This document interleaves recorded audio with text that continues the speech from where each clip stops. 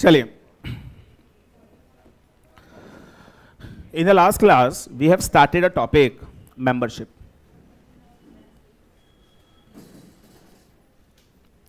और आज मेंबरशिप की क्लास नंबर 2 है.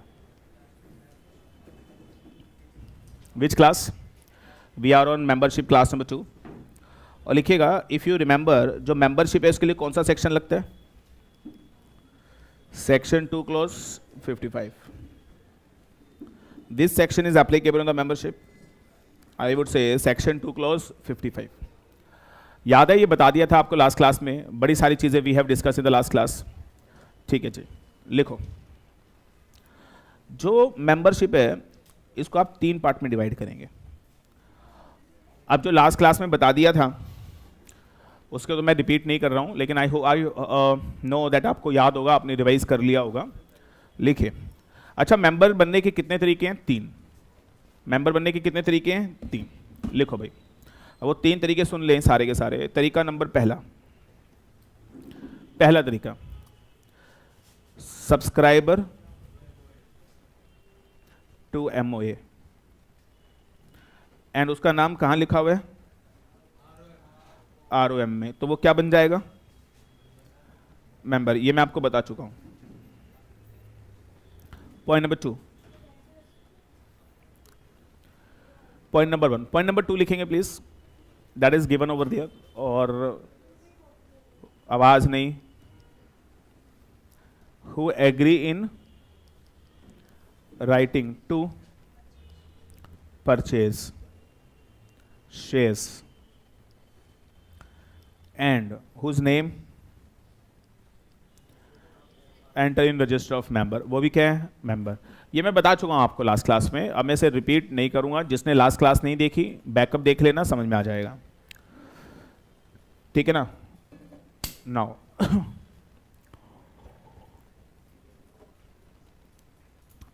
मेंबर्स. अच्छा, थर्ड वाला पॉइंट बताना है. ये थोड़ा टेक्निकल है, इसको ध्यान से सुने प्लीज. आवाज नहीं. थर्ड पॉइंट सुनेंगे. If the shares are in e form,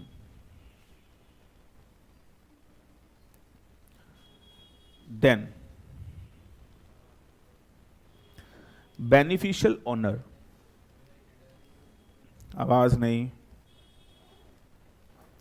then बेटा बेनिफिशियल ओनर मेंबर्स माने जाएंगे. इसको मैं थोड़ा सिंप्लीफाइड करके समझाता हूं आपको. ये है क्या, इसको सुनिए. अच्छा, अभी तक हमें यह समझ में आ गया है कि मेंबर वही है जिसका नाम कहां लिखा हुआ है? मेंबर बेटा बस वही है जिसका नाम कहां लिखा हुआ है? ROM. जिसका नाम ROM में लिखा हुआ है वही मेंबर है. और वो याद है, वो रजिस्टर दिखाता हूं मैं आपको हमेशा. तो जिसका नाम रजिस्टर ऑफ मेंबर में लिखा हुआ है वही क्या है? वही ROM है, वही मेंबर है. Is it okay? अब इसमें एक कॉन्सेप्ट समझिएगा. जो कंपनी के शेयर होते हैं ना, वो 2 तरीके से होते हैं. एक फिजिकल फॉर्म में होते हैं और एक ई फॉर्म में होते हैं. अच्छा, पहले तो ये मैंने बता दिया था. फिजिकल फॉर्म, ई फॉर्म बताया था ये कुछ. अच्छा, क्या मैंने डिपॉजिटरीज के बारे में बताया कुछ? चलो कोई बात नहीं, लिखो. सुनिए इसको ध्यान से. तो कंपनी है ना 2 तरीके से शेयर इशू कर सकती है. अब इसको है ना ज्यादा डिटेल में ना बताते हो, इसको थोड़ा सा सुनिएगा ध्यान से. है क्या? जब आप सिक्योरिटी लॉ पढ़ेंगे तो वो ये चीज वहां पे डिटेल में पढ़ेंगे. कंपनी 2 तरीके से शेयर इशू करती है. पहला फिजिकल फॉर्म, दूसरा ई फॉर्म. तो लिखिएगा, अगर कोई कंपनी है, अगर वो पब्लिक इशू ला रही है, क्या लेकर आ रही है? पब्लिक इशू ला रही है,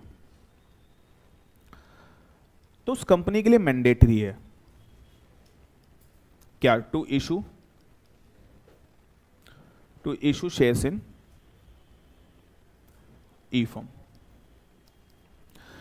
याद कर लो, कंपनी के लिए मैंडेटरी सिर्फ कब है? To issue share in e form. सिर्फ मैंडेटरी कब है? जब कंपनी पब्लिक इशू ला रही है. अगर कंपनी पब्लिक इशू नहीं ला रही तो कंपनी के लिए मैंडेटरी बिल्कुल भी नहीं है. Is it okay? दोबारा याद करो, कंपनी के लिए मैंडेटरी कब है इशू करना? ई फॉर्म में. If a company is coming with the public issue. अच्छा, ये बात लिखी है कहां पे लिखी हुई है मालूम?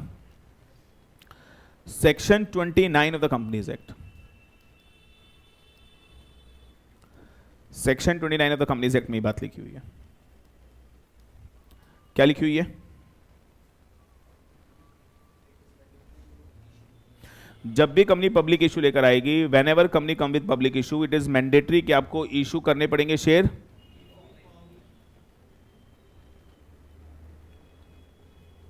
एक सेकंड। हाँ,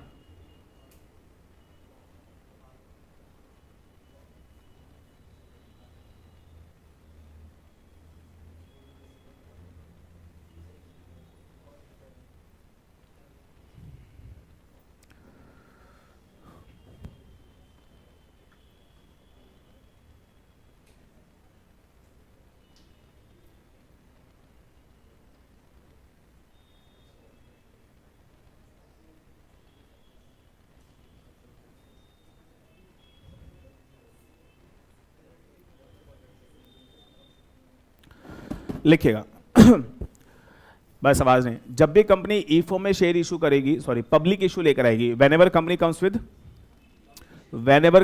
विद पब्लिक इशू, तो जब भी कंपनी बेटा पब्लिक इशू लेकर आएगी तो कंपनी को अपने शेयर कौन से फॉर्म में इशू करने पड़ेंगे? E form. Mandatory optional?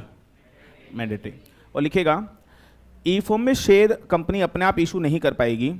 ई फॉर्म में कंपनी को अगर शेयर इशू करने हैं तो हमारे देश में कुछ डिपॉजिटरीज बने हुए हैं। क्या बने हुए हैं? डिपॉजिटरीज। तो हमारे देश में कुछ डिपॉजिटरीज बने हुए हैं और लिखिएगा हमारे देश में 2 डिपॉजिटरीज हैं।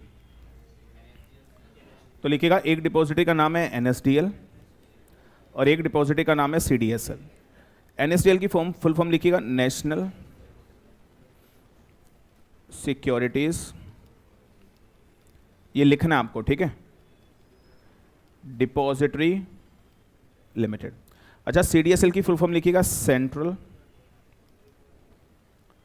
Depository services limited. तो that is a point in front of you. I would say national security depository limited और सेंट्रल डिपॉजिटरी सर्विसेज लिमिटेड। तो ये 2 चीजें आपको याद रखनी है। अच्छा, ये जो डिपॉजिटरीज है इनका क्या काम है? इंफ्रास्ट्रक्चर प्रोवाइड करती है कंपनी को ताकि कंपनी ई फॉर्म में शेयर इशू कर पाए। याद रखिएगा, कंपनी अपने आप ई फॉर्म में शेयर इशू नहीं कर सकती। कंपनी ई फॉर्म में अगर शेयर इशू करना चाहती है तो किसकी हेल्प लेनी पड़ेगी? डिपॉजिटरीज की। और हमारे देश में डिपॉजिटरी कितने, बस ये बता दो। पहला बोलो NSDL, दूसरा बोलो CDSL। आई थिंक याद रहेगा, ये सिंपल है, लिखो। अब एक सवाल और है, कंपनी को ई फॉर्म में शेयर सिर्फ कब इशू करने हैं? जब कंपनी पब्लिक इशू लेकर आती है।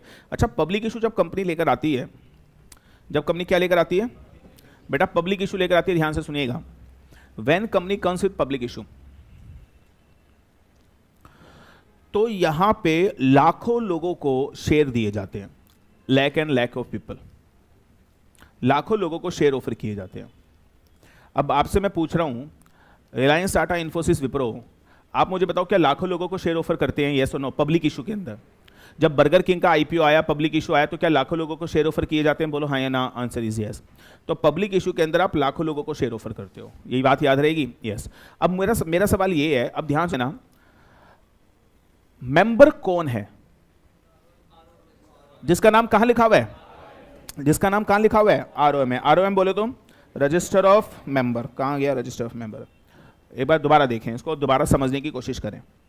ये रजिस्टर ऑफ मेंबर है, ये रजिस्टर ऑफ मेंबर है। मेंबर कौन है? जिसका नाम कहां लिखा हुआ है? ROM में लिखा हुआ है, तभी आप मेंबर बनोगे, अदरवाइज आप मेंबर नहीं बन सकते। लेकिन मेरा एक सवाल है, एक छोटा सा पॉइंट और एक प्रॉब्लम है। जब कंपनी पब्लिक इशू लेकर आएगी तो क्या लाखों लोगों को शेयर इशू करेगी? तो बेटा लाखों लोगों के नाम क्या रजिस्टर ऑफ मेंबर में लिखना पॉसिबल है? पॉसिबल नहीं है। Are you getting this? तो रजिस्टर ऑफ मेंबर में लाखों लोगों के नाम रखना पॉसिबल नहीं है, इट्स नॉट पॉसिबल एक्चुअली। तो फिर एक तरीका ढूंढा गया। अब वो तरीका सुनिएगा क्या है। जब भी कंपनी पब्लिक इशू लेकर आती है, अब ध्यान से सुन लेना इस लैंग्वेज को और इस कॉन्सेप्ट को, एक्चुअली मैं बोल क्या रहा हूं। जब भी कंपनी क्या लेकर आती है? Public issue. इसको लिख लो प्लीज। जब भी बेटा कंपनी क्या लेकर आती है? Public issue. तो क्या स्टेप 1, तो क्या कंपनी को अपने शेयर ई फॉर्म में इशू करने पड़ेंगे? यस, कंपनी को अपने शेयर कौन से फॉर्म में इशू करने पड़ेंगे, बोलो, ई फॉर्म में इशू करने पड़ेंगे। क्या ये दूसरा पॉइंट समझ में आ रहा है? यस। अब आप मुझे बताओ, ई फॉर्म में अगर शेयर पब्लिक इशू लेकर आ रहे हो तो क्या लाखों लोगों को शेयर देंगे? तो लिखेगा कंपनी रजिस्टर ऑफ मेंबर में सारे शेयर होल्डर का नाम नहीं लिख सकती।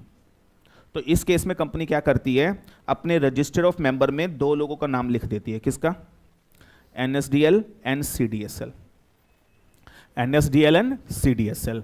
यानी अगर रिलायंस का तुम देखोगे, रिलायंस इंडस्ट्रीज लिमिटेड का तुम रजिस्टर ऑफ मेंबर देखोगे, तो मुझे बताओ रिलायंस इंडस्ट्रीज लिमिटेड के रजिस्टर ऑफ मेंबर में किसका नाम लिखा होगा? सिर्फ 2 लोगों का। वो कौन है 2 लोग?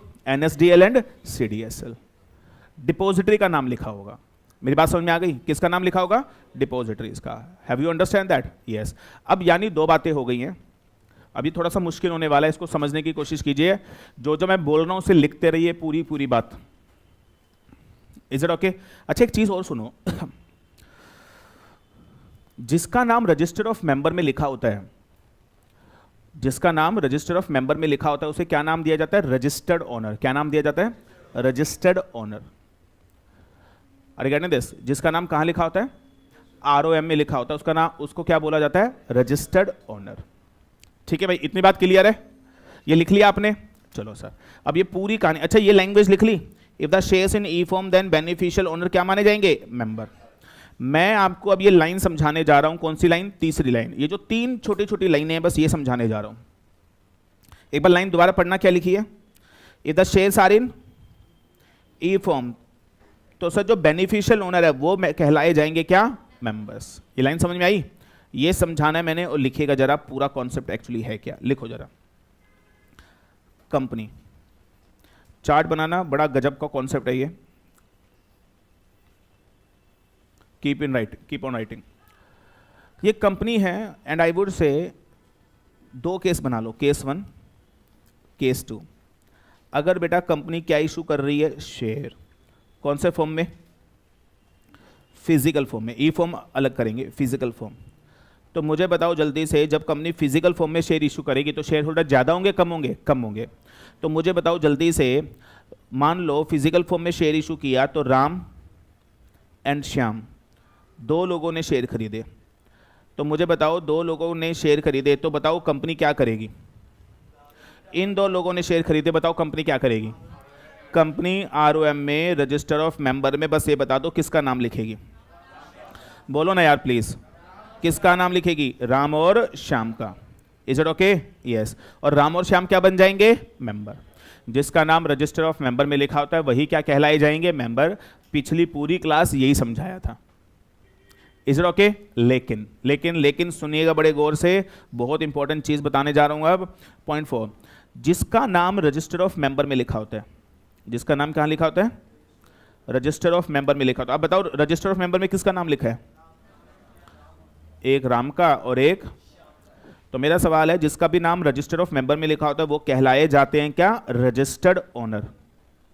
क्या कहलाए जाते हैं? Registered owner. अब बताओ इस केस में जो मैं बता रहा हूं, रजिस्टर्ड ओनर कौन है? Ram and Shyam. Is it okay ना यार? कौन है बोलो? राम एंड श्याम। अब सुनिएगा जरा ध्यान से, Ram and Shyam. Now my question from you, अब ध्यान से सुनिएगा। लेकिन कोई बताएगा they become the member, they become the member. अब मुझे बताओ डिविडेंड किसको मिलेगा? वोटिंग राइट किसको मिलेंगे? क्या डिविडेंड वोटिंग राइट आप मुझे बताओ राम एंड श्याम को मिलेगा, हाँ या ना? तो कंपनी जिसको बेनिफिट देती है ना, उसको नाम दिया जाता है बेनिफिशियल ओनर। क्या नाम दिया जाता है? Beneficial owner.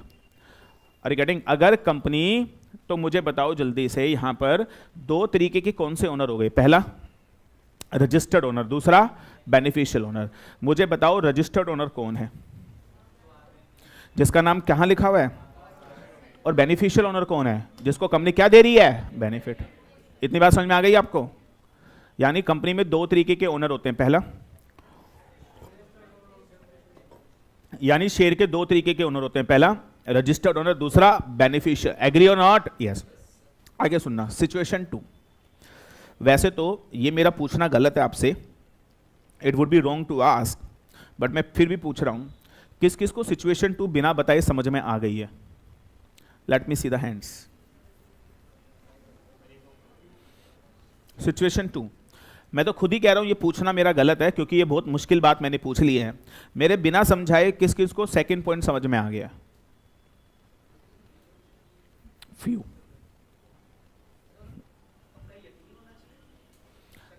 मतलब शक में भी हो सकते हो? अच्छा, कह रहा शक में, तो शक तो हमें वैसे ही बहुत है अपने पे। वंश तू बता यार। हाँ तो बोलो आगे। तो क्या करें, ई फॉर्म में इशू हो रहे तो?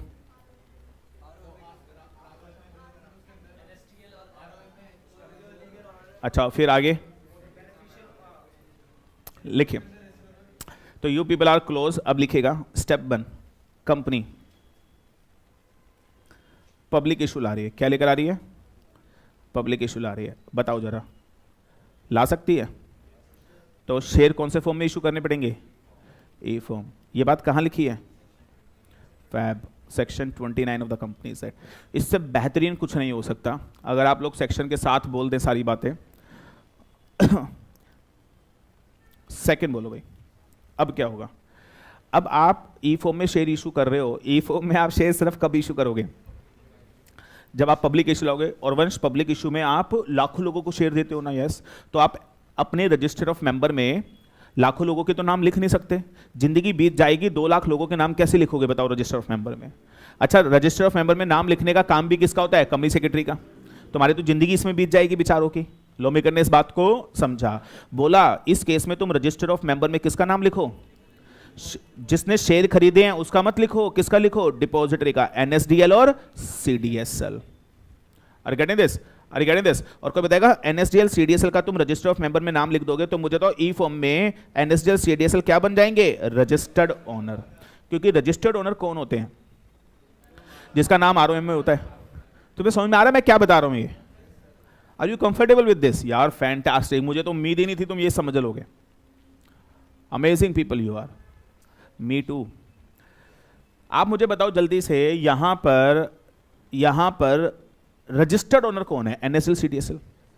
लेकिन मैं पूछना चाहता हूं दोस्तों, लाखों लोगों ने शेयर खरीदे हैं तो कंपनी डिविडेंड और वोटिंग राइट एनएसडीएल सीडीएसएल को देगी या वो जो 2 लाख लोगों ने शेयर खरीदे उसको देगी? जो जिसने 2 लाख शेयर खरीदे हैं उसको देगी, हाँ या ना? तो लिखिएगा वो जो शेयर होल्डर है सर, जो शेयर होल्डर है जिसके पास शेयर कौन से फॉर्म में है? ई फॉर्म में, उनको नाम दिया जाएगा बेनिफिशियल ओनर। कोई बताएगा उनको नाम बेनिफिशियल ओनर क्यों दिया जा रहा है? क्योंकि इन्हीं लोगों को क्या मिलेगा? डिविडेंड। इन्हीं लोगों को क्या मिलेगा? डिविडेंड। और इनको क्या मिलेगा? Voting right.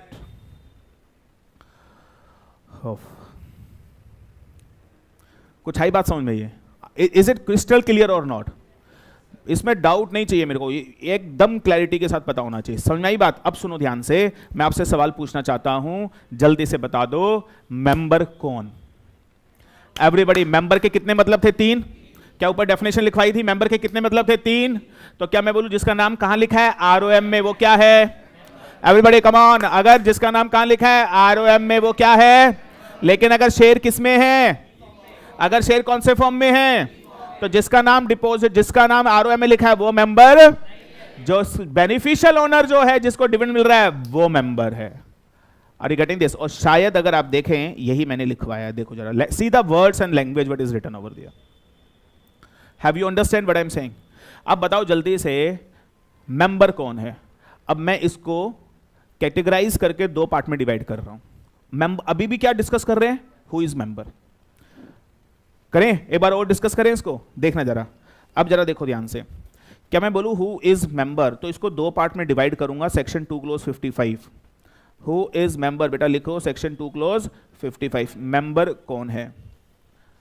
Keep on writing. Member कौन है, इसको 2 पार्ट में डिवाइड करो। मेंबर कौन है? पहला पॉइंट, अगर शेयर फिजिकल फॉर्म में है, अगर शेयर बेटा कौन से फॉर्म में है? फिजिकल फॉर्म में। तो बताओ मेंबर कौन है? मेंबर कौन है जिसका नाम कहां लिखा है? या फिर मैं बोलूं मेंबर कौन है? Registered owner. कुछ आई बात समझ में? इन सिंपल वर्ड्स, जिसका नाम, और आरओएम में किसका नाम लिखा होगा? जिसने शेयर खरीदे हैं, क्योंकि शेयर फिजिकल फॉर्म में है। तो क्या, या फिर इसको ऐसे लिख लो, या फिर इसको ये लिख लो, अगर कंपनी के शेयर फिजिकल फॉर्म में है, अगर कंपनी के शेयर फिजिकल फॉर्म में है तो क्या मैं बोलूं registered owner and beneficial owner same person होंगे, हाँ या ना? That would be the same person, that would be the same person. तो लिखेगा अगर शेयर बेटा फिजिकल फॉर्म में है तो आप बोल सकते हो if the share are in physical form, तो लिखिएगा जिसका नाम आरओएम में मेंशन्ड है, जिस पर्सन का नाम आरओएम में मेंशन्ड है वही मेंबर है। लेकिन अगर शेयर ई फॉर्म में है तो बोलो क्या बोला मैंने? अगर शेयर ई फॉर्म में है तो बोलो क्या बोला मैंने? तो क्या मैं बोलूँ रजिस्टर्ड ओनर अलग है और बेटा बेनिफिशियल ओनर अलग है। बताओ रजिस्टर्ड ओनर कौन है? Depositories, NSDL, CDS. और बेनिफिशियल ओनर कौन है? दोज पर्सन्स जिसने एक्चुअली शेयर परचेज किए, जिसने एक्चुअली शेयर परचेज किए। तो दैट इज, तो बताना जल्दी से, डिविडेंड वोटिंग राइट किसको मिलेंगे? डिविडेंड वोटिंग राइट किसको मिलेंगे? बेनिफिशियल ओनर को। तो यही क्या कहलाए जाएंगे? मेंबर्स। और यहाँ पे रजिस्टर्ड ओनर मेंबर नहीं कहलाए जाएंगे।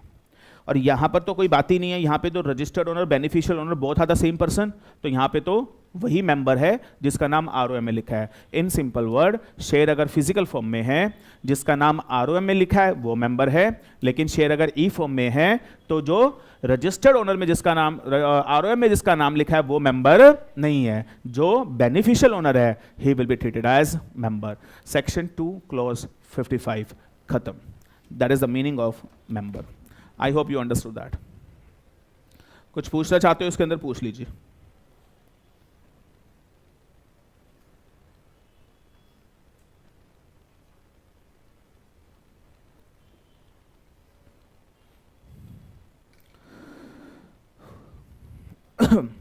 कनक आप वीडियो दोबारा देखेगा, अब ये इतना बड़ा प्रोसेस है 1 घंटे का, इसको रिपीट नहीं किया जा सकता।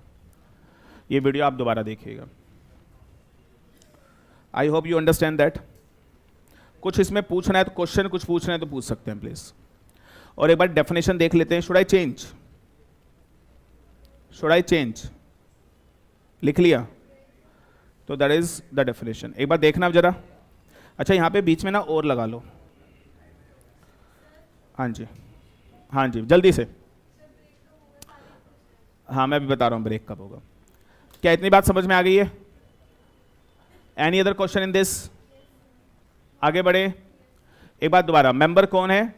जिसका नाम रजिस्टर ऑफ मेंबर में लिखा है वो मेंबर है। बात खत्म। So simple it is. पहला पॉइंट क्या है? जिसका नाम कहां लिखा है वो क्या है? लेकिन अगर शेयर ई फॉर्म में है, अगर शेयर ई फॉर्म में है, अगर शेयर ई फॉर्म में है तो जिसका नाम रजिस्टर ऑफ मेंबर में लिखा है वो मेंबर नहीं है। जो बेनिफिशियल ओनर है ही will be treated as member. Are you getting this? तो that is a connectivity of section 2 clause 55 with the depositories। तो ये पूरी डेफिनेशन आपके सामने है। और ये क्या पॉइंट 1 और 2 तो मैं ऑलरेडी बता ही चुका हूँ, और ये पॉइंट 3 मैंने आज आपको थोड़ा सा बता दिया। Have you understand that now? तो ये लास्ट क्लास से लेकर अभी तक सिर्फ एक शब्द के ऊपर डिस्कशन चल रहा है कि मेंबर एक्चुअली होता कौन है। लिखो आगे। Next question, who can become member?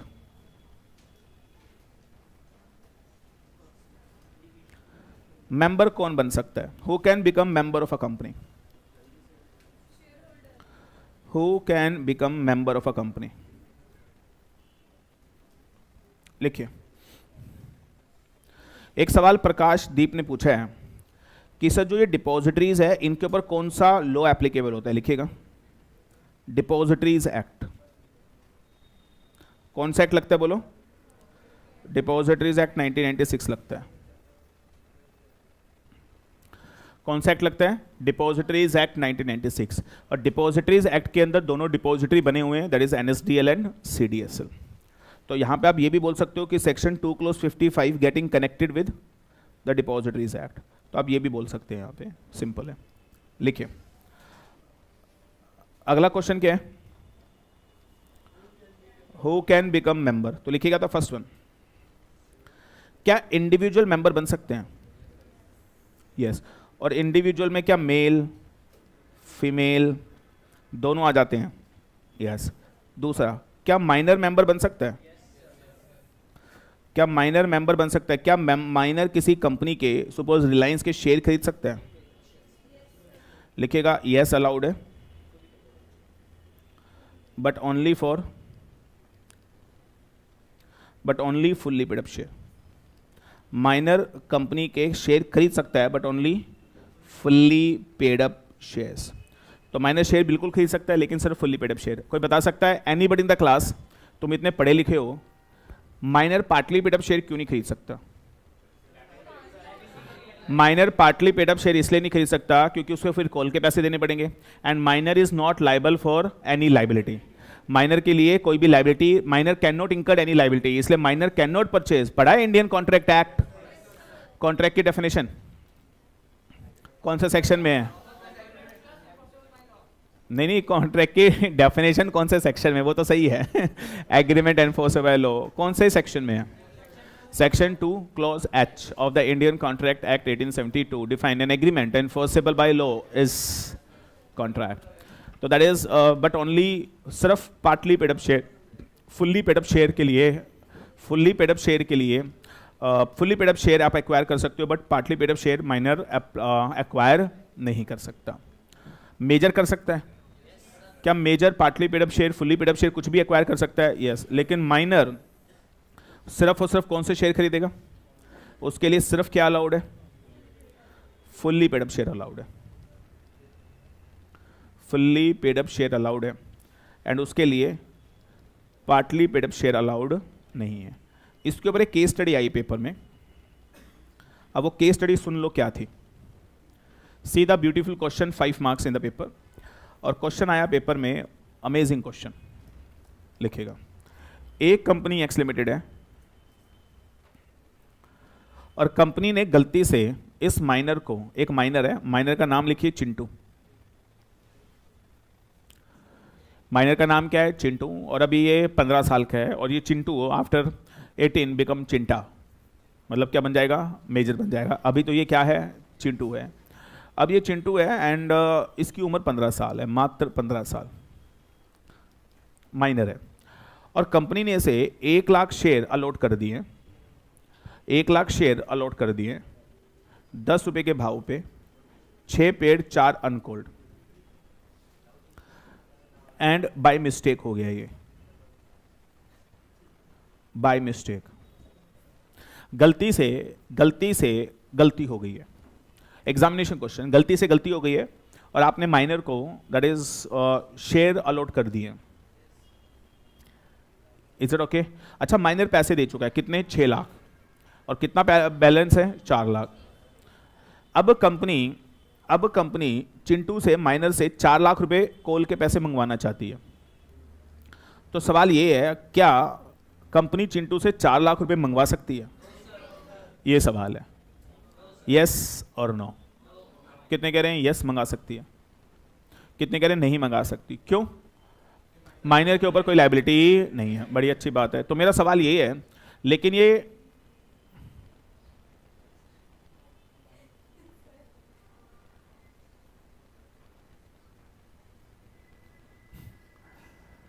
पिटना है, कोई बात नहीं, रख दो।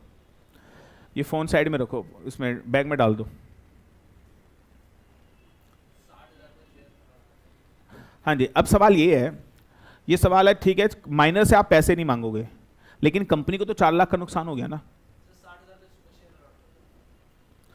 अब बताओ, कंपनी को ये 4 लाख रुपए कौन देगा? क्या कंपनी से सेपरेट लीगल एंटिटी? अब ये 4 लाख का क्या होगा? ये 4 लाख रुपए का जो नुकसान है वो कंपनी बियर करेगी, तो कंपनी ये 4 लाख की भरपाई कहां से करेगी? ठीक है, गलती हो गई, माइनर से तुम पैसा नहीं लोगे, तो ये 4 लाख रुपए की भरपाई होगी कहां से? 4 लाख के शेयर वापस ले लेंगे माइनर से। लिखिएगा, आंसर लिख लो। ये 4 लाख रुपए कंपनी रिम्बर्स करेगी बोर्ड ऑफ डायरेक्टर से। जिन बोर्ड ऑफ डायरेक्टर ने ये बोला था गलती से शेयर अलॉट हो गए हैं, तो गलती करेगा तो तू ही भुगतेगा। अच्छा, गलती कंपनी ने करी थी, उसके बोर्ड ने करी थी, क्योंकि शेयर किसने अलॉट किए होंगे? तो तूने सही से क्यों नहीं चेक किया वो बच्चा है या बच्चा नहीं है? हाँ, मतलब तूने क्यों चेक नहीं किया कि वो चिंटू है या चिंटा है? तो इन दैट वेरी केस किसकी गलती है ये? कंपनी के बोर्ड ऑफ डायरेक्टर की। तो वो 4 लाख की भरपाई कौन करेगा? बोर्ड ऑफ डायरेक्टर करेंगे। तो 4 लाख रुपए का compensation board of director company को देंगे। तो सर वैसे तो मुझे लगता नहीं बोर्ड ऑफ डायरेक्टर गलती करेंगे, लेकिन अगर उन्होंने की तो सर चिंटू को कुछ नहीं होगा। दैट इज, ये पैसे आप किससे लोगे? बोर्ड ऑफ डायरेक्टर्स है। तो दैट इज गिवन ओवर दियर। तो सिंपल सा क्वेश्चन था। तो कौन मेंबर बन सकता है? ये लोग मेंबर बन सकते हैं। One is individual. दूसरा क्या अच्छा एक सवाल, क्या माइनर सब्सक्राइबर बन सकता है? माइनर सब्सक्राइबर नहीं बन सकता बट क्या माइनर मेंबर बन सकता है? अच्छा, माइनर सब्सक्राइबर बन सकता है, माइनर मेंबर बन सकता है, बन सकता है। क्या माइनर पार्टनरशिप फर्म में पार्टनर बन सकता है? क्या minor can become a partner in a partnership firm? No, he can admitted for the benefits but he can not become a full fledge partner. You know that minor के बारे में सुना होगा। और माइनर कौन है? The person below the age of 18 is a minor. Is it okay? लिखेगा। हम क्वेश्चन क्या पढ़ रहे हैं? Who can become member. तो कौन बन सकता है? पहला इंडिविजुअल, दूसरा माइनर, तीसरा कंपनी। क्या एक कंपनी एक्स लिमिटेड दूसरी कंपनी के मेंबर बन सकती है? क्या एक कंपनी एक्स लिमिटेड किसी दूसरी कंपनी की मेंबर बन सकती है वाई लिमिटेड की? यस, अलाउड है। Why? Because company is a separate legal entity. तो एक कंपनी दूसरी कंपनी की मेंबर बन सकती है। और ऐसा देखने को मिलता है, Reliance purchase the shares of Tata, Tata purchase the share of Infosys. तो एक कंपनी दूसरी कंपनी के शेयर परचेज करके मेंबर बन सकती है। अच्छा, मेंबर बनने के दो ही तो काम करने हैं, आप उसके शेयर खरीद लो और अपना नाम ROM में लिखवा लो। तो in that very case yes, company can purchase the shares of another company. एक कंपनी दूसरी कंपनी के शेयर परचेज करके मेंबर बन सकती है। अच्छा, कौन कौन मेंबर बन गया? कौन कौन मेंबर बन गया है? 3 लोग बन गए हैं, इंडिविजुअल, माइनर और कंपनी। Is it okay? चौथा, क्या एक फॉरेनर, फॉरेनर समझते हो आप लोग? क्या बोलते हैं फॉरेनर को हिंदी में? फिरंगी, अंग्रेज, विदेशी। मुझे बताओ, क्या अंग्रेज फिरंगी क्या इंडियन कंपनी का मेंबर बन सकता है? हाँ या ना? कितने कह रहे हैं यस, अलाउड है? क्या एक फिरंगी, क्या foreigner, can we say Shakira is a foreigner? नाम सुना आपने? अच्छा, क्या Shakira can purchase the share of Reliance? क्या foreigner can become a member of Indian company? And answer is actually, हाँ बता।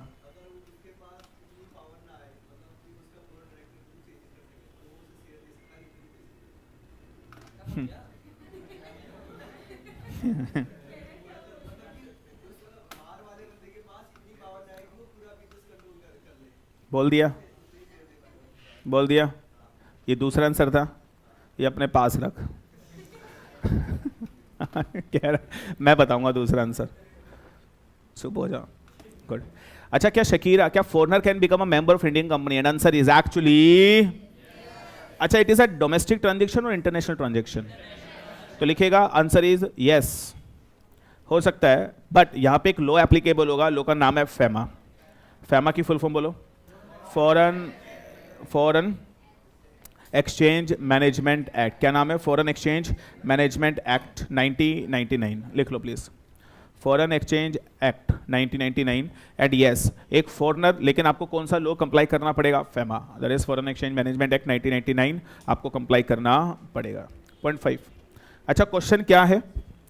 Who can become member? कितने लोग हो गए हैं? 4। पहला इंडिविजुअल, दूसरा माइनर, तीसरा company, foreigner. Is it okay now? अच्छा, चौथा है, 5वां पॉइंट है, आई वुड से, क्या एक ट्रेड यूनियन, क्या become a member of Indian company? क्या एक trade union become a member of Indian company? हाँ या ना? क्या एक ट्रेड यूनियन इंडियन कंपनी की मेंबर बन सकती है? यस, अलाउड है। और लिखेगा वाई? बिकॉज जो अच्छा, ट्रेड यूनियन होती क्या है? जो इंडस्ट्री में, फैक्ट्रीज में यूनियन नहीं बनती इंप्लॉइज की, 100 इंप्लॉइज की यूनियन बन गई, 200 इंप्लॉय की यूनियन बन गई, तो वो ट्रेड यूनियन को भी ना रजिस्टर्ड कराना पड़ता है। क्या कराना पड़ता है? रजिस्टर्ड कराना पड़ता है अंडर ट्रेड यूनियन एक्ट। तो ट्रेड यूनियन का भी एक एक्ट है, that is trade union act. और वो ट्रेड यूनियन एक्ट के अंदर अगर ट्रेड यूनियन रजिस्टर्ड हो जाती है तो it become a separate legal entity, it become a separate legal entity. And definitely लिखेगा ट्रेड यूनियन भी एक इंडियन कंपनी की मेंबर बन सकती है। LLP, क्या LLP भी किसी इंडियन कंपनी के शेयर खरीद के उसकी मेंबर बन सकती है?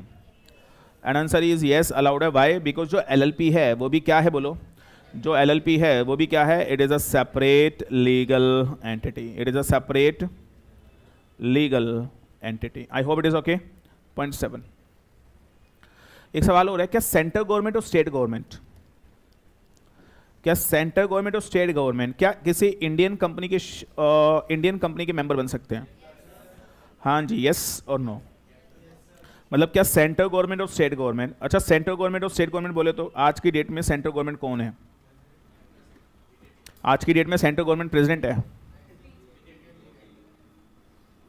एक बार की बात है, एक प्रोग्राम आता है रोडीज, देखा आपने रोडीज?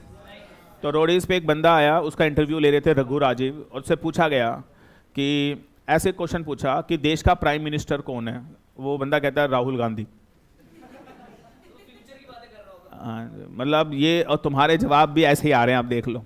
मैं कह रहा हूँ कि सेंट्रल गवर्नमेंट कौन है, कह रहे प्रेसिडेंट ऑफ इंडिया। अच्छा देश का प्रेसिडेंट कौन है? रॉकी भाई। हाँ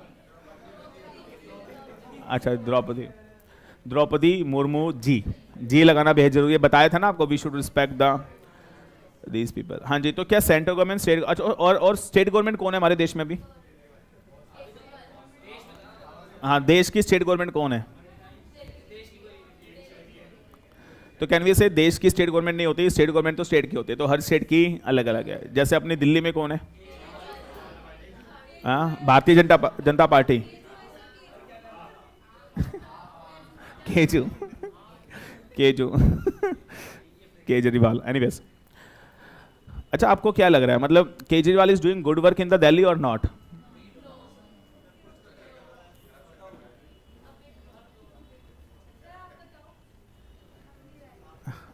चलो मैं बताता हूं अपनी राय, लिखो। क्या central government, state government Indian company के शेयर खरीद सकते हैं? यस। और क्या ये मेंबर बन सकते हैं? यस। लेकिन यहां पे एक पॉइंट ऐड कर लेना, आर्टिकल 299। मैं फिर बताना चाह रहा हूं, article 299 of the constitution of India. अच्छा, कॉन्स्टिट्यूशन ऑफ इंडिया मतलब संविधान, देश का संविधान किसने बनाया? द्रौपदी मुर्मू। अच्छा ओ, चलन वेज, मैं सोचा तुम फ्लो में सभी एक का नाम लेने वाले हो। अच्छा, कई बच्चे तो बोलते हैं हमने बनाया है। अच्छा, article 299 of constitution of India बोलता है, लिखिए क्या बोलते हैं, कि जो सेंट्रल गवर्नमेंट है, जब भी सेंट्रल गवर्नमेंट शेयर परचेज करेगी तो वो परचेज करेगी in the name of president of India. किसके नाम पे? In the name of president of India. तो प्रेसिडेंट ऑफ इंडिया के नाम पे शेयर खरीदे जाएंगे, in the name of the president of India. और जब भी स्टेट गवर्नमेंट शेयर परचेज करेगी तो it will be purchase in the name of the governor of the state, in the name of the governor of the state. तो sir yes, central government, state government भी member बन सकते हैं, लेकिन central government जब भी share खरीदेगी किसके नाम पे? प्रेसिडेंट ऑफ इंडिया के नाम पे। और स्टेट गवर्नमेंट किसके नाम पे खरीदेगी? गवर्नर ऑफ द स्टेट के नाम पे। और ये बात मैं नहीं कह रहा हूँ, कहाँ लिखी है? आर्टिकल 290, सेक्शन नहीं, article 299 of constitution of India, that is given over there. Point 8, क्या एचयूएफ मेंबर बन सकती है? लेकिन यस, बन सकती है इन द नेम ऑफ कर्ता। और आपको पता है कि एचयूएफ क्या होती है? हाँ जी, what is HUF? HUF member बन सकती है इन द नेम ऑफ कर्ता, कर्ता अप्लाई करता है तो वो एचयूएफ मेंबर बन जाती है इन द नेम ऑफ कर्ता। लेकिन मेरा सवाल है कि एचयूएफ होती क्या है? Hindu undivided family, full form के अलावा। मैंने बताया हुआ है पहले भी। हाँ जी, जो बाय डिफॉल्ट बनती है। हाँ जी, सॉरी, हाँ सिंदूर लगा एच बना, बताया था मैंने आपको। यस यस, सिंदूर लगा एचयूएफ बना, जिसकी मांग में सिंदूर भर दिया वो आपकी एचयूएफ। अच्छा, लड़का लड़के की मांग में सिंदूर लगा दे, विल इट बिकम एचयूएफ? हाँ, कैसा हो सकता है? अच्छा, लड़की के मांग में सिंदूर भर दे, या अपोजिट जेंडर की मांग में ही सिंदूर भरना पड़ेगा? ऐसा टेक्निकल है, पॉइंट टेक्निकल है। हाँ मुस्कान, गुड। क्या पार्टनरशिप फर्म किसी कंपनी के अंदर मेंबर बन सकती है? बस चुप हो जा, फूक मार दूंगा नहीं तो। पार्टनरशिप क्या कंपनी में मेंबर बन सकती है? Answer is not. व्हाई? क्योंकि जो पार्टनरशिप है उसकी कोई सेपरेट लीगल एंटिटी तो नहीं होती। अच्छा, क्या उसके पार्टनर बन सकते हैं? अच्छा, पार्टनर तो डफरो वो इंडिविजुअल में आ जाएगा ना ऊपर, तो डेफिनेटली वो तो बन ही सकते हैं। अच्छा, can you become a member in a company? क्यों? Because you are in. क्या बात है, but a knowledge you people are having. कई बार तो इतना प्राउड होता है कि इतने होशियार हो गए हो तुम लोग। Good, fantastic it is. Good, तारीफ करी मैंने तुम्हारी। Yes, the last one. हाँ, क्या इंसॉल्वेंट मेंबर बन सकता है? क्या इंसॉल्वेंट बंदा जो ऑलरेडी इंसॉल्वेंट हो चुका है, क्या वो मेंबर बन सकता है किसी कंपनी का? क्या वो किसी कंपनी का मेंबर बन सकता है? हाँ, इंसॉल्वेंट मतलब दिवालिया। क्या इंसॉल्वेंट पर्सन किसी कंपनी का मेंबर बन सकता है? तो ये सवाल है। कितने कह रहे हैं यस बन सकता है? बन सकता है। How it is possible? कह रही है मुझे क्या पता, बन सकता है। ये सही है। कह रही है तो आप बताओगे, हमने तो बता दिया बन सकता है। Good one Muskan, I really appreciate. Thank you भी कह रही है। कह रही थैंक यू सर।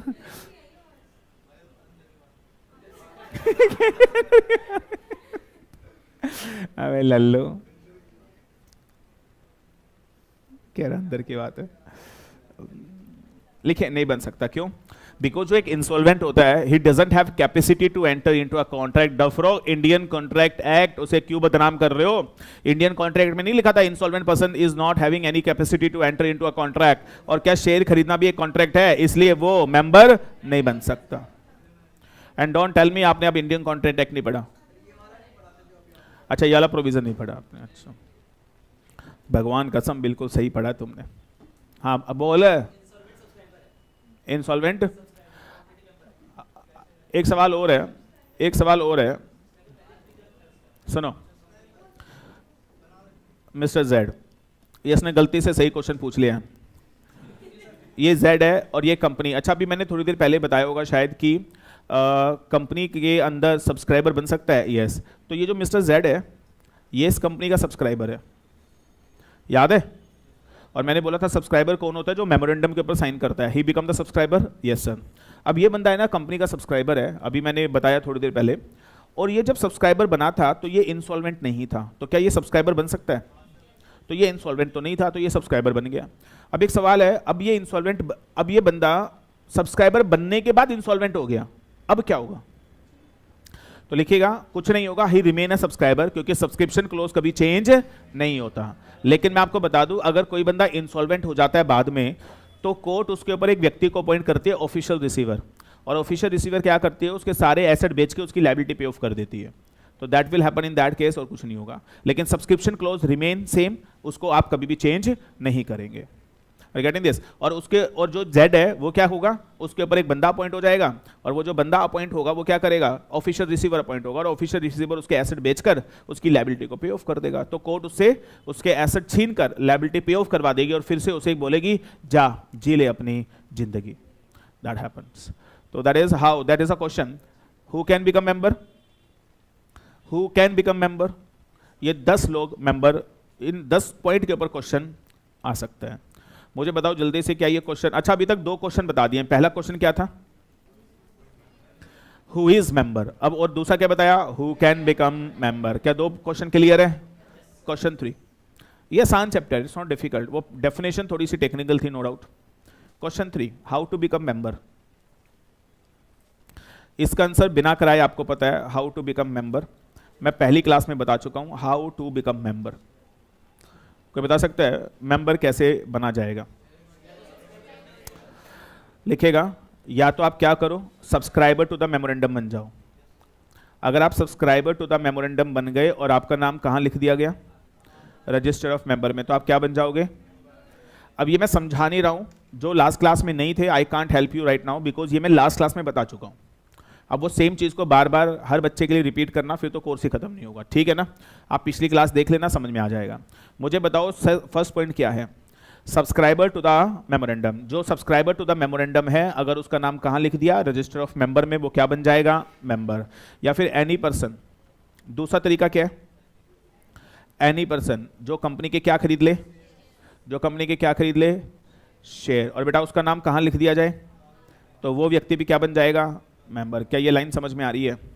तीसरा, और अगर किसी भी पर्सन ने अगर कोई भी पर्सन ने ई फॉर्म में शेयर खरीद लिए, कौन से फॉर्म में? अगर किसी भी व्यक्ति ने बेटा ई फॉर्म में शेयर खरीद लिए तो वो भी क्या बन जाएगा? मेंबर। लेकिन कैन वी से ई फॉर्म में शेयर खरीदेगा तो सर वो क्या कहलाया जाता है? Beneficial owner. तो क्या मैं बोलूँ ये पहले 3 पॉइंट कुछ नहीं है, सेक्शन 2 क्लॉज 55 के 3 पॉइंट है इस तरीके से। और मेंबर बनने के 3 तरीके थे, वो 3 के 3 तरीके मैंने लिख दिया आपके सामने। मुझे लगता है कुछ बहुत बड़ी बात तो इसमें थी नहीं। I hope it is okay. तो क्वेश्चन क्या था? How to become a member, that's how you can become a member. एक और लिखेगा member by estoppel, member by estoppel, member by estoppel. और इसके लिए मुझे एक कैंडिडेट की जरूरत है and I will call you. कह रहा पहले कह रहा नहीं। आ जा अंशुमन, तू आ जा ना जल्दी।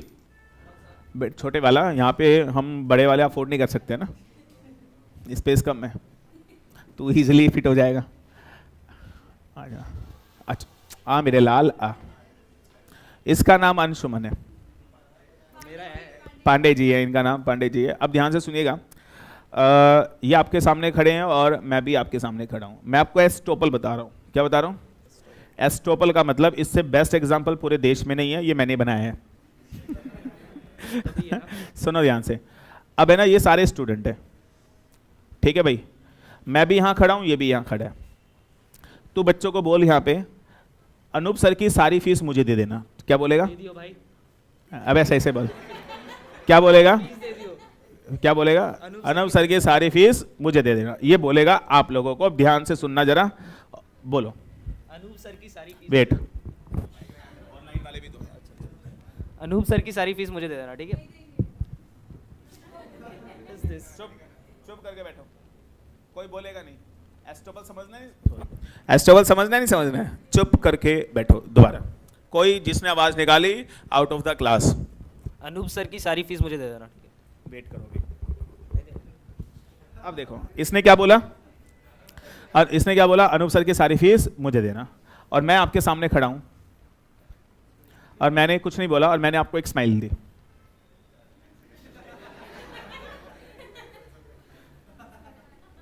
बैठ जाइए। इसने क्या बोला आपको? अनूप सर की सारी फीस मुझे दो, और मैं यहां पे खड़ा हूं और मैंने कुछ बोला आपको? मैंने कुछ नहीं बोला, मैंने आपको एक स्माइल दी थी। Is it okay? नाउ कल आके आप सब लोगों ने इसको फीस, मेरी सारी फीस इसको पे कर दी। मान लो आपने सारी फीस इसको पे कर दी, और जब इसको सारी फीस मिल गई, ये क्लास में आएगा, ये दिल्ली छोड़ के चला गया। ये दिल्ली छोड़कर भाग गया। आपने फीस किसको दे दी? इसको। Is it okay? नाउ अब 1 हफ्ते के बाद मैंने आपको बोला चलो भाई फीस दो अपनी। क्या आप मुझे फीस देंगे? क्या आप मुझे फीस देंगे? अच्छा आप मुझे फीस क्यों नहीं देंगे? मुझे कारण बताओ। क्योंकि आपने इसको दे दी। अच्छा मैंने कहा था इसको दो?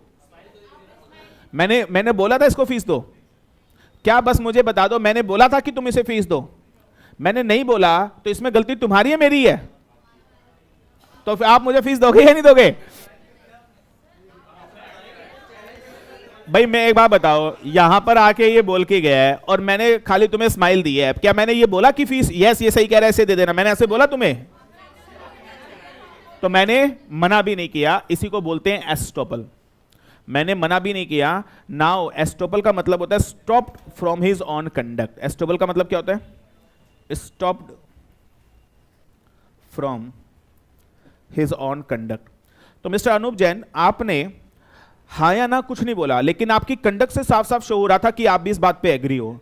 तो you are stop from your own conduct. आपने जो कंडक्ट किया, आपने कुछ बोला नहीं, लेकिन आपने जो कंडक्ट किया उसकी वजह से ये इंप्लाइड है कि आपने ये कहा था। इसलिए सर आप स्टॉप्ड हो और आप अब इस बात से नहीं मुकर सकते और स्टूडेंट आपको दोबारा फीस नहीं देंगे। इस कॉन्सेप्ट को बोला जाता है एस्टॉपल। इस शानदार कॉन्सेप्ट को क्या बोला जाता है? एस्टॉपल। अगर बच्चों एस्टॉपल का कॉन्सेप्ट नहीं हो तो क्या लोग बहुत सारे फ्रॉड करेंगे? नहीं करेंगे? ऐसा ही केस बन जाएगा और मैं इसको भेजूंगा, आप इसे फीस दोगे, ये भी मेरा ही बंदा होगा, ये फीस लेके भाग जाएगा, मैं बोलूंगा तुम्हें फिर से फीस दो। आप मुझे बताओ क्या फ्रॉड होंगे या नहीं होंगे? लॉ मेकर ने इस बात को समझा, क्या कॉन्सेप्ट बनाया? एस्टॉपल। मैंने अभी मेंबर बाय एस्टॉपल नहीं बताया, मैंने सिर्फ क्या बताया? एस्टॉपल।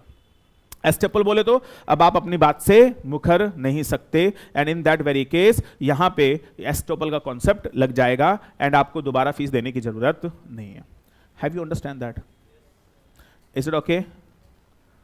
आगे बढ़े, लेकिन अब इसमें बताना क्या है, मेंबर्स। मेंबर बाय एस्टोपल का एग्जांपल दे रहा हूं, एक बहुत ही classic example I have created long year back, वो दोबारा आपको समझा रहा हूं, ध्यान से सुनिएगा। आपको स्टोरी सुनाऊंगा, आपको बताना है ये मेंबर है या ये मेंबर नहीं है। हो जाए? अच्छा बताओ एग्जांपल किसके साथ करूं? Let me see the answer, किसके साथ एग्जांपल करूं ये? तारीख के बाद तारीख, हाँ जी, किसके साथ एग्जांपल करें? हाँ जी, चलो वंशिका के साथ एग्जांपल करते हैं, ठीक है? इज इट ओके ना?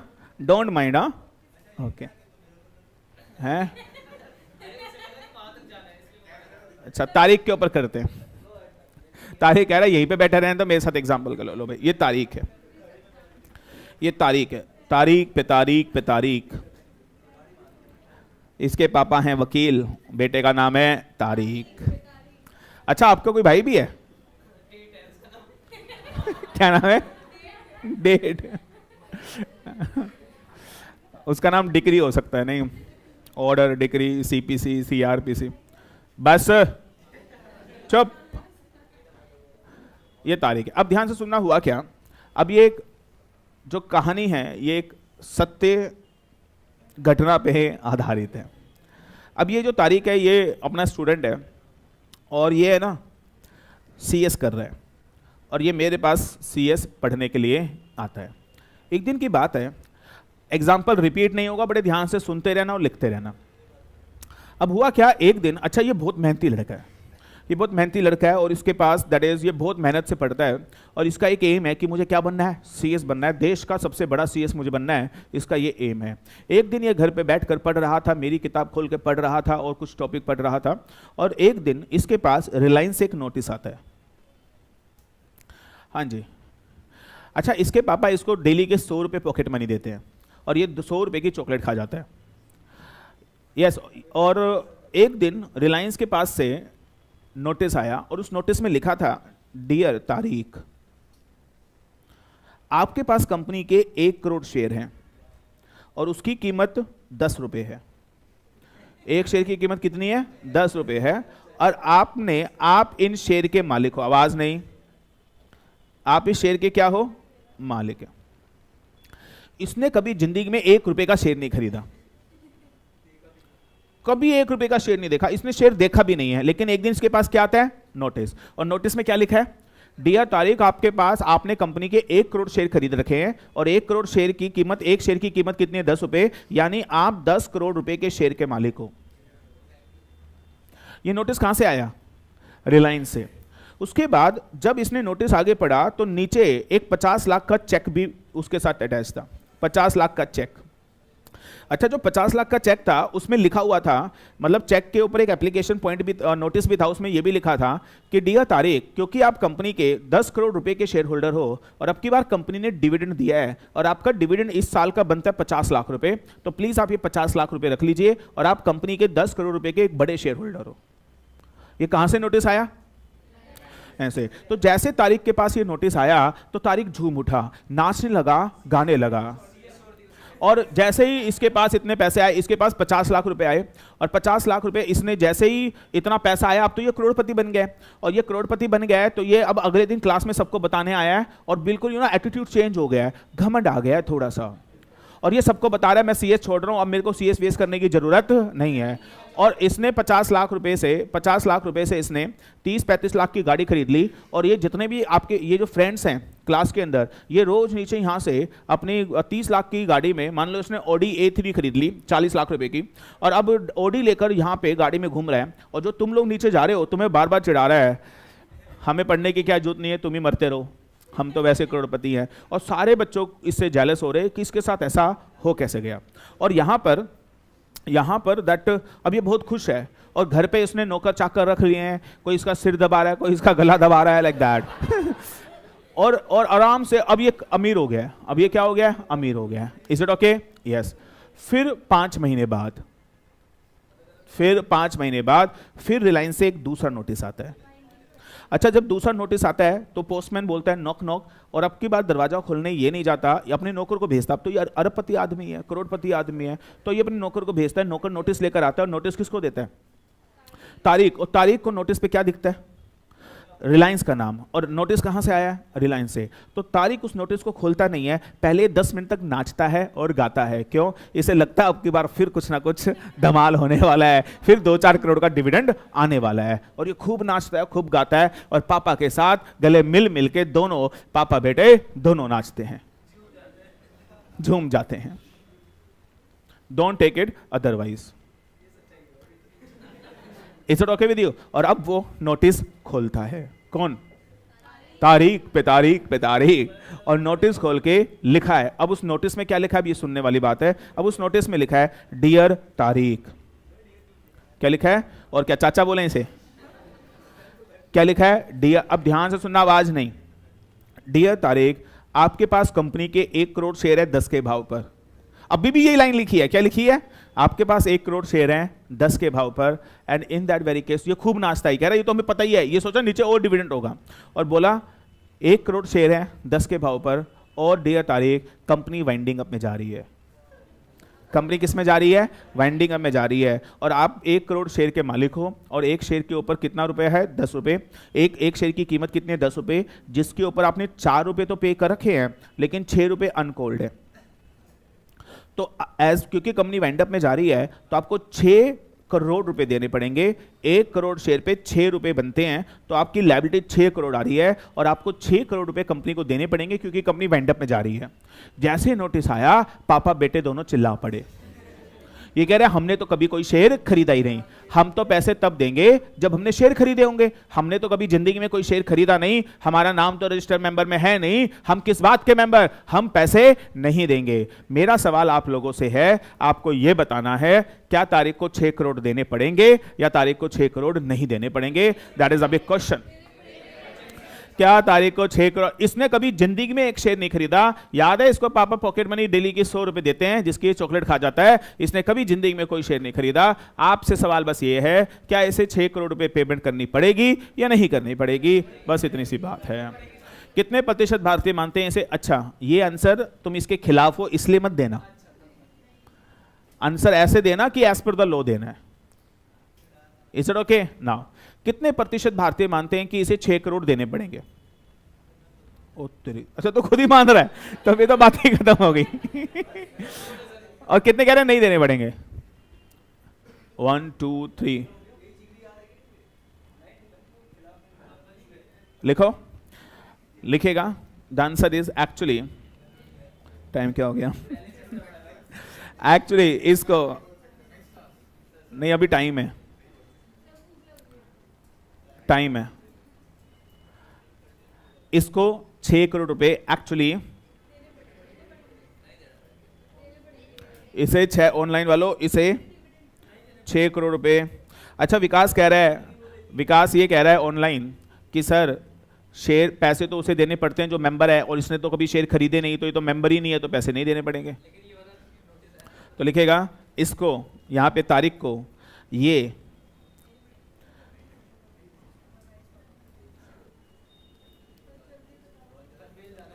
हाँ जी, इसको ये शेयर 6 करोड़ रुपए एक्चुअली देने पड़ेंगे, and Tariq will be treated as member by estoppel.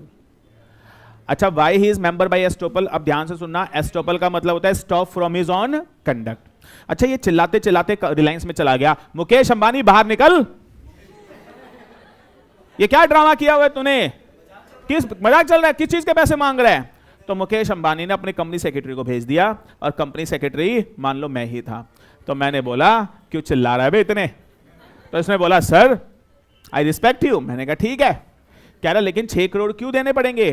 तो मैंने बोला बेटा you are not member but you are a member by estoppel. मैंने बोला क्या 1 करोड़ शेयर आए थे? आए थे। क्या डिविडेंड का चेक था? था। कितने रुपए का चेक था? 50 लाख का। क्या तूने एनकेश करवाया? करवाया। डिविडेंड वही ले सकता है जो मेंबर हो। जब तू मेंबर नहीं था तो तूने डिविडेंड कैसे ले लिया?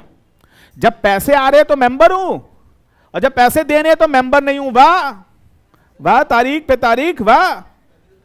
If you getting the benefit you have to bear the burden as well, हाँ या ना? यस। आप मुझे बताओ जल्दी से, इस बंदे ने अगर बेनिफिट लिया है तो क्या इसको बर्डन भी बियर करना पड़ेगा? नहीं करना पड़ेगा? तो yes, he will be treated as member. अब ये अपनी बात से, जब तूने चेक एंड कैश कराया तो तू मेंबर बन गया, और आप अपनी बात से नहीं मुकर सकते, now you will be treated as a member by estoppel. चुप, मेरी बात समझ में आई? इसलिए जब हम दूसरी कक्षा में पढ़ते थे तो हमारे टीचर ने एक बात सिखाई थी, लालच बुरी बला है, हैंस प्रूव्ड। तो देखो वो सेकंड क्लास की बात यहां पे कनेक्ट हो रही है, व्हाट अ कनेक्टिविटी। अच्छा, एक सवाल पांडे जी पूछे, वेट, पांडे जी ने पूछा ये तो फ्रॉड करने का तरीका है, तो क्या फ्रॉड करने का तरीका है तो क्या जब आपके पास ऐसा आया तो आप तभी कंप्लेन कर देते? हाँ, तो लालच बुरी बला है ना बेटे। पांडे जी समझ नहीं हो, come on Pandey ji, come on. हाँ जी।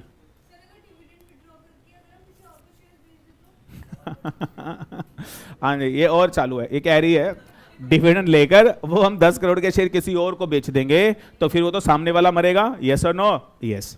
तो आप अगर इतने होशियार हैं, अगर आप ऐसा कर सकते हैं तो आप बच सकते हैं, बट मेरी एडवाइस, कभी आपके साथ वैसे कभी ऐसा नहीं होगा, it's a rare to rare chance, कभी ऐसा नहीं होता, लेकिन हो जाए और कभी ऐसा दिख जाए कि आपको डिविडेंड मिल रहा है तो पहले हाथ जोड़ लेना, हमारा ये डिविडेंड नहीं है, उसे एनकैश कराने की गलती मत कर लेना। रिगार्डिंग दिस, बात समझ में आई आपको? हाँ, तो पैसे मिल जाएंगे तो फिर मजे मजे हैं, फिर तो 10 करोड़ ये आ गए, 50 लाख वो आ गए, 10.5 करोड़ फ्री फंड के आ गए, लेकिन रे टू रे चांस है, कभी ऐसा होता नहीं है। हाँ जी, हाँ बिक सकते हैं, कोई दिक्कत नहीं है। Is it okay? क्या हम आगे बढ़े? तो दैट इज, अच्छा क्वेश्चन क्या था? How to become member, that's how you become a member. Is it okay with you? लिखिएगा। अच्छा, कितने क्वेश्चन हो गए? क्वेश्चन 4 कह रही 3 हो गए, 3 कब हुए? लिखो। होता है, कोई बात नहीं। क्वेश्चन 4, तू नहीं मानेगा, तू भी नहीं मानेगा, good. Question 4, termination of membership.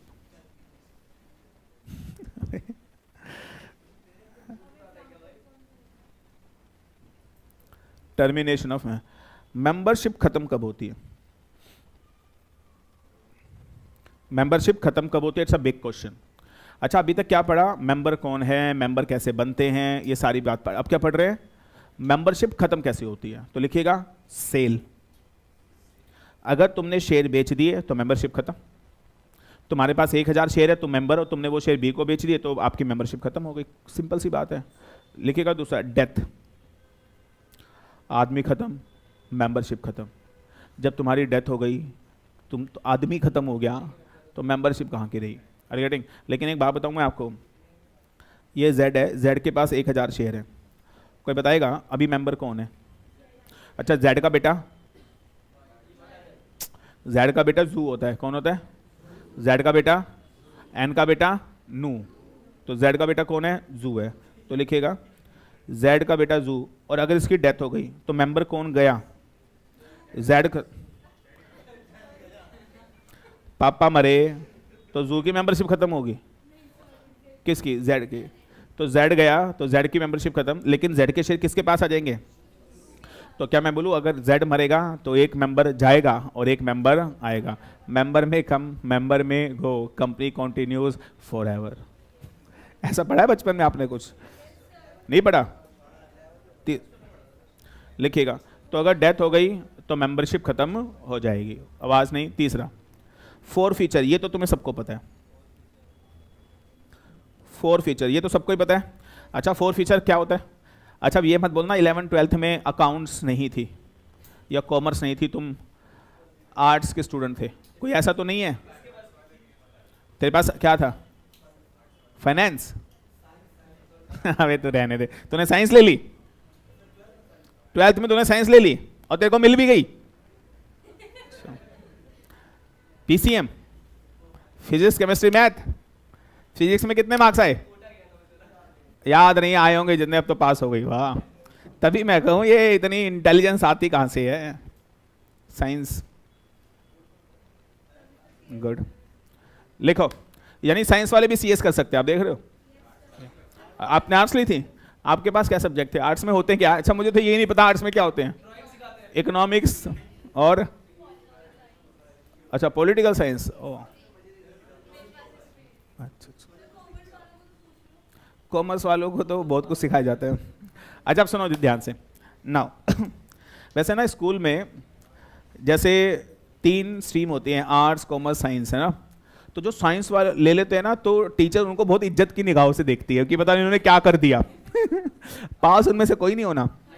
अच्छा कॉमर्स वालों को थोड़ा सा एवरेज देखा जाता है, एवरेज। आर्ट्स वालों को तो बहुत ही बेकार तरीके से देखा जाता है, कहते हैं गधे ही होंगे ये तो। लेकिन ये अच्छी बात है गलत बात है? ये तो गलत बात है ना यार। और पता है कई लोग तो स्कूल में साइंस बस इसलिए लेते हैं ताकि हमारी थोड़ी इज्जत बढ़ जाए। मतलब मैं तेरे को कुछ नहीं कह रहा, तू तो इंटेलिजेंट था। ये मेरे को ऐसे देख रहा है कि मेरे को ही बोल रहे हैं, ये भगवान। ना ये बहुत इंपॉर्टेंट है। अच्छा फॉरफीचर मतलब आपने कॉल के पैसे मंगवाए कंपनी ने, और तुम्हारे पास कॉल के पैसे नहीं है देने के लिए, तो कंपनी आपके शेयर को क्या करेगी? फॉरफिट। और अगर फॉरफिट हो गया तो आपकी मेंबरशिप भी क्या हो जाएगी? खत्म। अच्छा पता है कई लोग हैं ना ऐसे होते हैं, ध्यान से सुनना, जिसके ना बड़ी सेल्फ रिस्पेक्ट होती है। वो कुछ भी खो सकते हैं बट अपनी सेल्फ रिस्पेक्ट नहीं खो सकते। मान सम्मान होते हैं कई लोग ऐसे। किस किस को अपनी सेल्फ रिस्पेक्ट बहुत ज्यादा प्यारी है? इरफान ने सबसे पहले हाथ खड़ा किया, मेरी। अच्छा तो तेरे को अब थोड़ा सोच समझ के एग्जाम्पल देने पड़ेंगे ना। कह रहा ठीक है। अब सुनो अब हुआ क्या, सिचुएशन देखिए। 2 केस बता रहा हूं आपको मेंबरशिप टर्मिनेट करने के। ये कंपनी एक्स लिमिटेड है। अच्छा कई लोग ऐसे होते हैं, इतने बेशर्म होते हैं, इतने बेशर्म होते हैं, पता ही नहीं कितने बेशर्म होते हैं, इतने बेशर्म होते हैं। अब ये मिस्टर जेड है। मिस्टर जेड के पास 1000 शेयर है, 10 रुपए का शेयर है, और 6 पेड है, 4 अनकॉल्ड है। तो कंपनी ने ना इसके कॉल के पैसे मंगाए, इतना बेशर्म है, नहीं दिए। फिर कंपनी ने दोबारा कॉल नोटिस भेजा, फिर नहीं दिया। ये जेड कह रहा है कितनी बार भी मंगा ले पैसे नहीं देंगे। क्या इस तरीके के बेशर्म लोग हो सकते हैं? यस। अब हुआ क्या, कंपनी, अब मुझे बताओ, कंपनी का गुस्सा आएगा तो कंपनी क्या करेगी? कंपनी इसका शेयर क्या करेगी? फॉरफिट कर लेगी, और फॉरफिट करने के बाद इसकी मेंबरशिप क्या हो जाएगी? खत्म। अब देखो मान सम्मान वाले लोग देखो जरा। एक कंपनी एक्स लिमिटेड है, ये मिस्टर के है, इसके पास 1000 शेयर है, 10 रुपए का शेयर है, 6 पेड 4।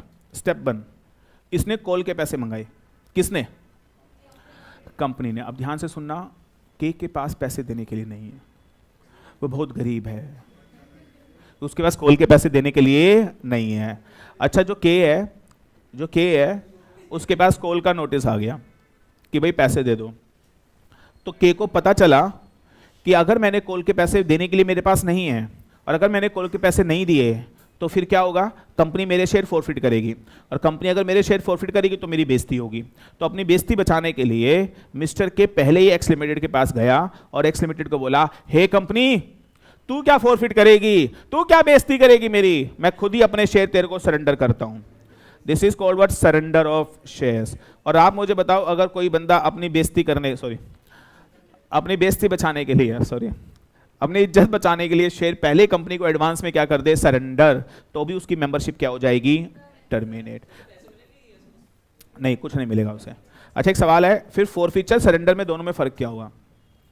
अगर कंपनी करे फॉरफीचर, और अगर कंपनी के बिना किए आप एडवांस में वो शेयर वापस कर दो और बोलो कि भाई बेइज्जती नहीं करने दूंगा तेरे को, तो इसे क्या बोला जाएगा?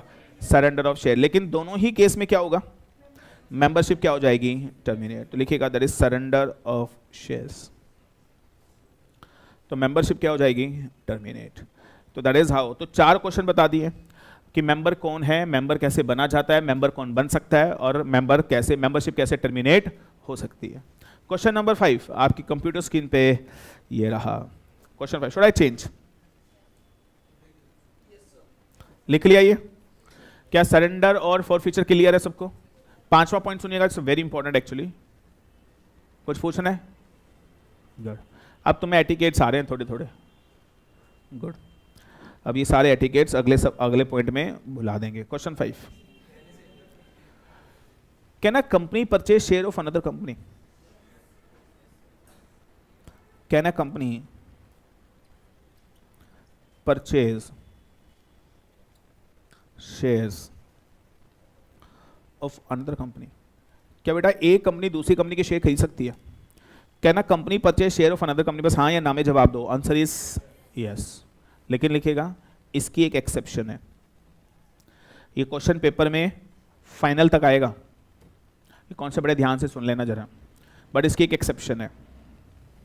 Can a company purchase share of another company? क्या एक कंपनी दूसरी कंपनी के शेयर खरीद सकती है? हाँ, लेकिन इसकी एक एक्सेप्शन है, but a subsidiary company can not purchase shares of its holding company. But a subsidy company can not purchase share of its holding company. But एक सब्सिडी कंपनी अपनी होल्डिंग कंपनी के शेयर परचेज नहीं कर सकती। कोई बताएगा subsidy company क्या होती है? 2 क्लॉज 87। और कोई बताएगा होल्डिंग कंपनी क्या होती है? 2 क्लॉज 46। याद करो, टाइप्स ऑफ कंपनी के चैप्टर में सब बताया है ये। अच्छा, जिसको नहीं पता वो ये सुन लेना, 2 कंपनी होती है, मान लो ए लिमिटेड, और बेटा दूसरी कंपनी लिखेगा बी लिमिटेड। ध्यान से सुनना जरा, अगर ए लिमिटेड के पास दूसरी कंपनी के 50% टोटल वोटिंग पावर है, अगर एक कंपनी के पास दूसरी कंपनी के ऊपर क्या है, 51 या मोर देन 50?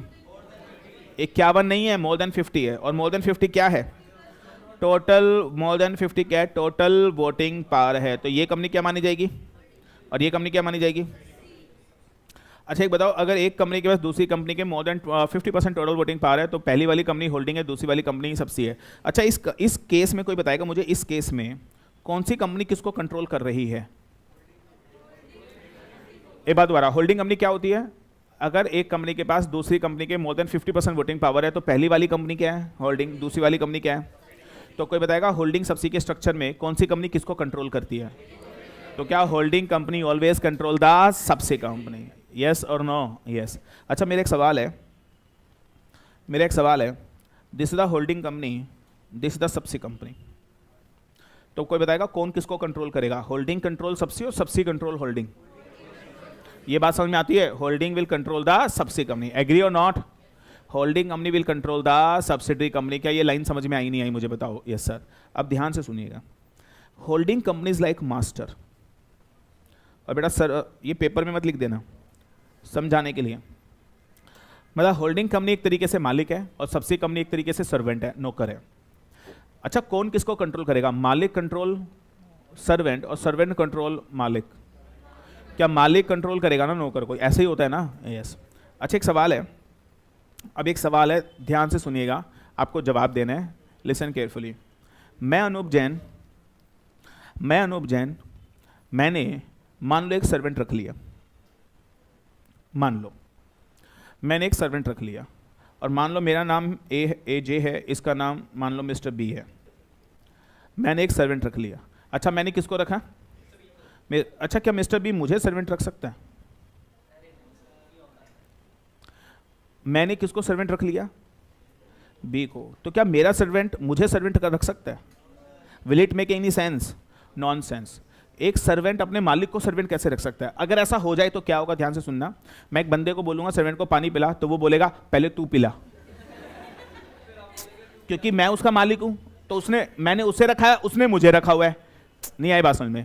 मैंने उसे रखा है, उसने मुझे रखा है, तो मैं उसे ऑर्डर दूंगा तो वो क्या बोलेगा? पहले तू पिला। तो वो मेरी बात मानेगा या मैं उसकी बात मानूंगा? क्या प्रॉब्लम नहीं हो जाएगी क्या? यस।